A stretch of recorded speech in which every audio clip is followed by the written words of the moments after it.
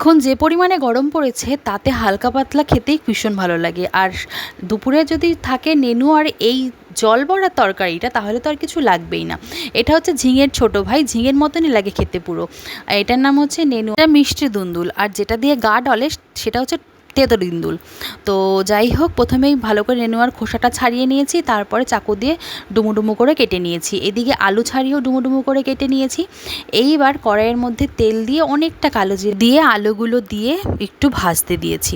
আর এই দিকে আগে থেকেই আমি একটু মটর ডাল ভিজিয়ে রেখেছিলাম, সেটাকে একটা মিক্সির বাটির মধ্যে নিয়ে বেশ 3-4টে লঙ্কা দিয়ে একটু ঘুরিয়ে নিয়েছি। এইবার আলুটা যেই ভাজা ভাজা হয়ে গেছে, তারপরে সেই দুন্দুলগুলো মানে নেনুয়াগুলো দিয়ে দিয়েছি। দিয়ে আবারও নাড়িয়ে চাড়িয়ে ওর মধ্যে অনেকগুলো চেরা কাঁচা লঙ্কা দিয়েছি, পরিমাণ মতন লবণ আর হলুদ দিয়ে সুন্দর করে কষিয়ে নিয়েছি। তারপরে জল দিয়ে দিয়েছি বেশ অনেকটা, যাতে বড়াগুলো ঠিকঠাক ওর মধ্যে দেওয়া যায়। তারপরে এদিকে ডালের পেস্টটার মধ্যে পরিমাণ মতন লবণ হলুদ দিয়ে সুন্দর করে মেখে নিয়েছি। তারপরে ঝোলটা যেই ফুটে উঠেছে, ওপর থেকে বড়াগুলো দিয়ে দিয়েছি আলতো হাতে।